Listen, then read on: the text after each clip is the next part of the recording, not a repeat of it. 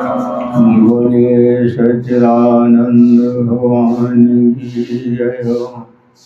सत्य सनातन धर्म की जय हो।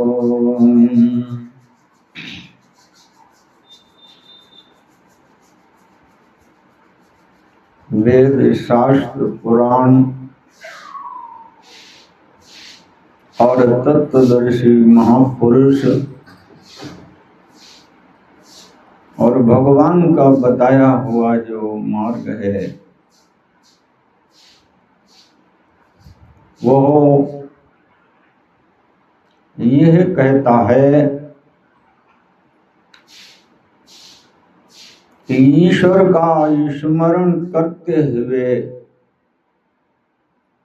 और फिर कर्तव्य परायण के कामों को करो।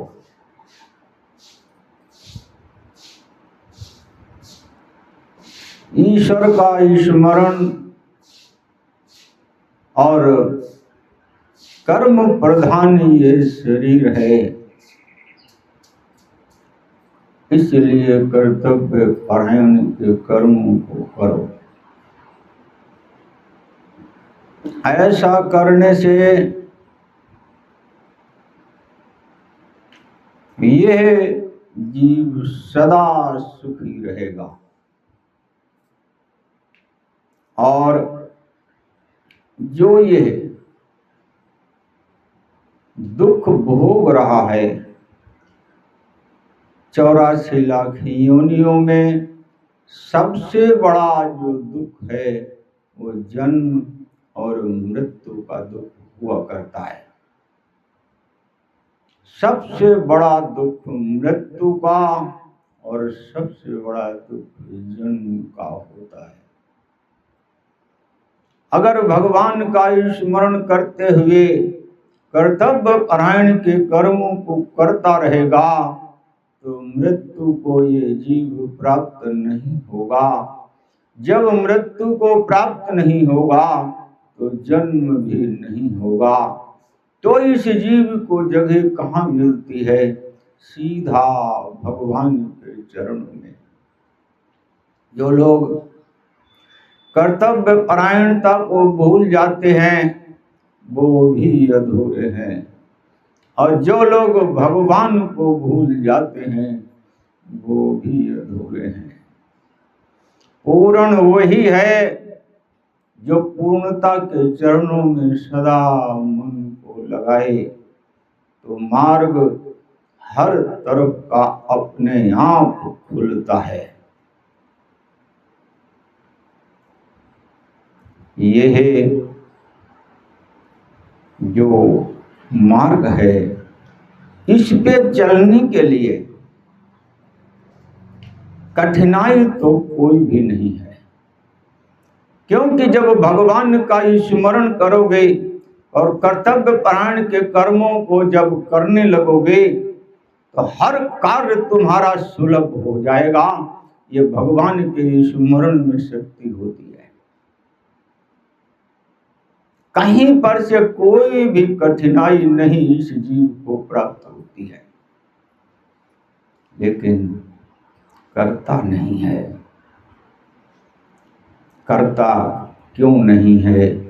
आज इस पे विचार होगा और करना चाहिए, इस पे भी विचार होगा।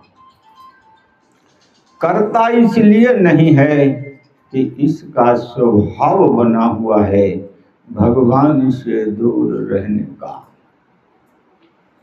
जन्म जन्मांतर से इसका एक ही स्वभाव है कि किसी भी तरह से परमात्मा से, सत्य से, धर्म से हम दूर रहें और जो हमको करना चाहिए उसमें न जा दें, क्योंकि 84 लाख योनियों की जो वृत्तियां हैं, जो संस्कार हैं, वो यही कहते हैं। यही शर आवत अति कठिनाई। अति कठिनाई का मतलब यही है बहुत दुर्लभ है भगवान की ओर चलना।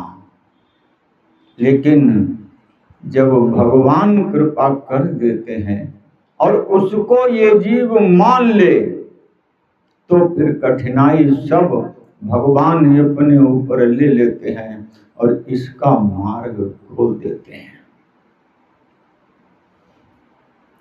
भगवान की ओर जो चलने वाले महापुरुष हुए हैं, जरा उन पे विचार करो कि जो वो चले हैं भगवान की ओर तो उनको क्या प्राप्त हुआ है,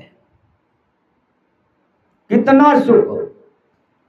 जिन्होंने इस संसार को चाहा वो कितना सुखी हुए और जिन्होंने परमात्मा को चाहा वो कितना सुखी हुए। इसी संसार में यह विचार करना चाहिए, क्योंकि जब भी कभी एकांत में हो तो ऐसा कुछ विचार करो कि जो सत्य की ओर ले जाए। जिसने संसार को चाहा उसका सुख भौतिक सुख रहा और सीमित रहा और वो किसी काम का नहीं है, परिणाम में भी कुछ भी हासिल नहीं होता है और इसी में पूरा संसार चल रहा है। ईश्वर से मतलब नहीं, धर्म से मतलब नहीं, बस कमाना खाना इसी वृत्ति में, तमोगुण रजोगुण सतोगुण इसी वृत्ति में लगे हुए हैं और फल में कुछ भी हाथ में नहीं आता है। लेकिन जिन्होंने भगवान को चाहा, भगवान की ओर चल दिए, उनके जीवन में देखो क्या क्या उनको प्राप्त नहीं होता है। वशिष्ठ जी महाराज भगवान श्री राघवेंद्र सरकार के गुरु थे, इक्ष्वाकु वंश के पुरोहित थे। राघवेंद्र सरकार रघुकुल में जन्म हुआ था, रघुकुल के वो पुरोहित थे। देखिए देवताओं की आज्ञा में रहना कितना कल्याणकारी होता है। वशिष्ठ जी महाराज का जन्म ब्रह्मा जी के ये मानस पुत्र थे और सीधे भगवान की ओर प्रेरित। इनकी पत्नी अरुंधति बड़ी धर्मपरायण थी, सब कुछ सही था। अब इनको जब पुरोहित का कार्य मिल रहा था तो इन्होंने मना कर दिया था, क्योंकि जो लोग भगवान की ओर प्रेरित होकर के चलते हैं, जिनका लक्ष्य ईश्वर हुआ करता है, वो किसी के बंधन में नहीं रहना चाहते हैं। ये पॉइंट नोट करो अच्छे से। संत हो, महात्मा हो, गृहस्थी हो, कोई भी हो, जो ईश्वर की तरफ चल पड़ता है वो किसी के भी बंधन में नहीं रहता है। कारण क्या? कारण ये होता है कि ईश्वर भी स्वतंत्र है और जब यह जीव ईश्वर की ओर चल देता है तो ये भी स्वतंत्र होता चला जाता है। ये सभी बंधनों से मुक्त होता जाता है। बंधन का मतलब ये होता है मन के अंदर किसी के प्रति भी आसक्ति नहीं होती है तो यह बंधन में नहीं जाता है। बंधन में यही है कि जब आसक्ति है तब आप बंधन में हो। उससे प्रेम है, कहीं उससे प्रेम है, कहीं उससे प्रेम है, यह संसार का प्रेम होता है। और जब यह जीव स्वतंत्र प्रभु जी की ओर चल पड़ता है तो यह स्वतंत्र हो जाता है, किसी के भी बंधन में नहीं रहता है। और जब पुरोहित का कार्य इनको मिल रहा था तो इन्होंने मना कर दिया। इन्होंने कहा कि मैं ये कार्य नहीं करूंगा। तब ब्रह्मा जी ने कहा था इनसे कि पुरोहित का कार्य ठीक है, तुम न करो, लेकिन रघुवंश में परम ब्रह्म परमेश्वर का अवतार होगा और तुम उनके सानिध्य में, उनके प्रेम में, और तुम जो उनको शिक्षा अस्त्र और शस्त्र ज्ञान योग वैराग्य की जो तुम शिक्षा दोगे, उससे तुम्हारा जीवन धन्य होगा। और यह बहुत बड़ा कार्य है कि जिसके जीवन में ईश्वर का दर्शन हो, ईश्वर का सानिध्य प्राप्त हो। जब ब्रह्मा जी ने कहा इनसे, तो इन्होंने उसको स्वीकार कर लिया। अब ये होता है मन की न मानना। मन कहता है कि हमको ये कार्य करना चाहिए या नहीं करना चाहिए। जब सद्गुरु कहें, देवगण कहें, धर्मशास्त्र हमारा जिसमें भगवान का वाक्य हो वो बता रहा हो, तो उस कार्य को अवश्य करना चाहिए। इन्होंने निश्चय कर लिया कि मैं इस कार्य को करूंगा। अब गृहस्थी थी और इतने बड़े महापुरुष थे वशिष्ठ जी कि भगवान से जुड़ करके जितना जो भी भगवान से जुड़ता है उतना ही वो शक्तिशाली बनता चला जाता है। यह जो शक्ति होती है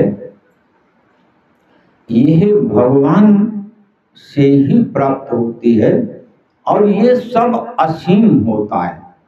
जैसे भगवान है असीम, वैसे ही उनकी शक्ति असीम है और जो उनसे जुड़ता है वो असीम को ही प्राप्त होता चला जाता है।